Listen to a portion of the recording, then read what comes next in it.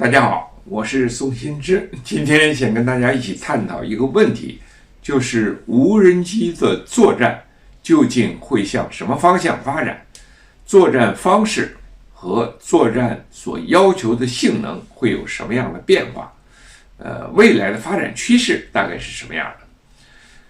我们从俄乌战争中可以看到一个非常明显的趋势，就是无人机的作战重要性日益提升，作战方式呢是不断的创新发展。现在的作战样式已经和早期的无人机作战有很大的不同了。那么究竟有什么不同呢？我们先从无人机的作战样式分析起。那么从无人机刚开始出现的时候，它主要是执行侦察任务，也就是侦察监控。因为无人机呢，它带来一个好处呢，就是它的重量比较小，属于低慢小这样的飞行器。它在战场上或者是某一个区域飞行呢，不大容易被对方觉察，雷达监控啊、目视搜索都不太容易发现的，所以它可以悄悄的就对某一个区域进行了大面积的空中侦察和监控。所以侦察这个功能一直是无人机非常重要的功能。那么随着它挂载能力的提高，它可以带武器了，那么这个侦察监控就变成了察打一体，就是我们所说的无人机的第二种作战方式。不但能够侦察，而且能够发现目标立刻予以打击，这个反应速度就快。原来呢是发现了目标以后把这个图像送回无人机的操控中心，然后识别目标，判断这个用什么打，然后再起飞飞机去打，这样就耽误的时间比较多。察打一体就使反应速度大幅度的提升。那么第三种方式呢，就是区域封锁。这个是俄乌战争出现以后开始使用一种叫巡飞弹的无人机。这个巡飞弹无人机实际上就是一种自杀式的无人机，它起飞以后到一个区域上空，它就不停的巡逻，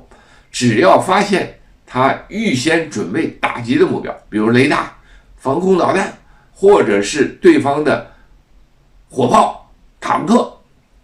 立刻予以打击，而且是从上到下垂直攻击。这种攻击呢，对目标的杀伤既突然，而且毁伤效果是比较好。一般的装甲车辆的顶部都是薄弱环节，而且也是搜索的盲区，所以这个区域封锁打击这个方式呢，又是在俄乌战争中我们可以看到的一种全新的无人机的运用方式。但这个方式现在受这个咱们说巡飞弹的续航时间的影响和制约，它现在像这个弹簧刀300，它只能飞15分钟、20分钟这么一个水平。那这个水平呢，就是在10公里范围内活动，有效。也就是说，它封锁、监控、打击的地区非常有限。那么到弹簧刀600的时候呢，续航时间就增加到45分钟了，这个范围就扩大了1倍都不止。因为它是没有这个咱们说作战半径，你说它不需要回来。那么这样一种方式呢，也可以说是这个无人机使用的一种新的作战方式。那么在运用无人机比较多的美国人那里，它还有一个方式，就是无人机的空中加油。它专门研制了一款无人机的加油机，叫做黄鲷鱼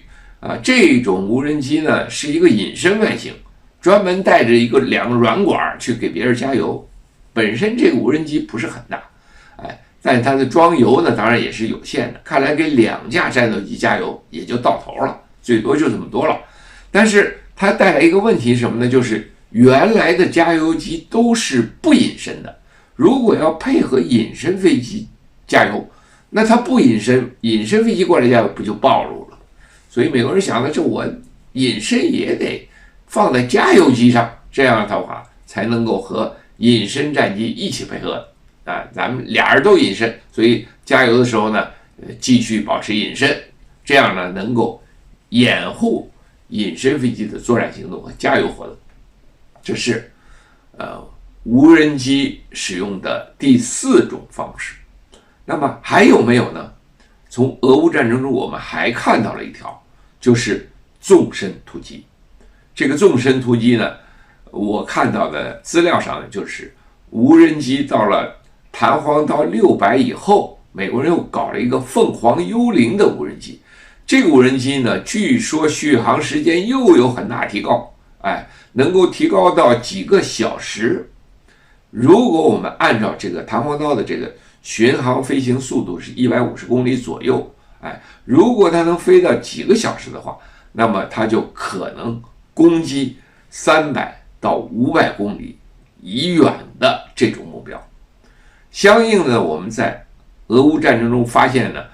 乌克兰方面曾经对俄罗斯境内的纵深的机场，距乌克兰大概也真是有300-500公里远的这样一个机场，它用这种巡飞弹无人机续航时间大大增长，它进行纵深打击，而且是夜间去突击你的轰炸机的机场。这个一般的航程近的巡飞弹就做不到了。一个是经过改进的续航时间大幅度增加的巡飞弹，第二个呢就是专门的无人机，适合夜间突击的。这种纵深突击原来都是有人机来完成的，现在无人机也可以干了，这个值得我们关注这样一种作战方式。同时呢，我们在珠海航展上还看到呢，就是无人机正在发展一种全新的作战方式，就是要参与空战，争夺制空权。什么含义呢？就是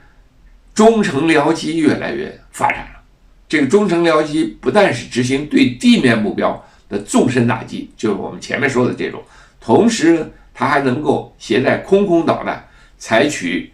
母机照射目标，中程僚机发射导弹去攻击目标。那么这种参与空战的方式也是无人机的一个最新的一个作战样式。这样我们分析下来呢，无人机现在大致有5到6种新的作战方式，而这些新的作战方式就对无人机的发展提出了要求。我们下一节再分析技术上的发展对无人机的今后的发展趋势有什么影响。谢谢大家。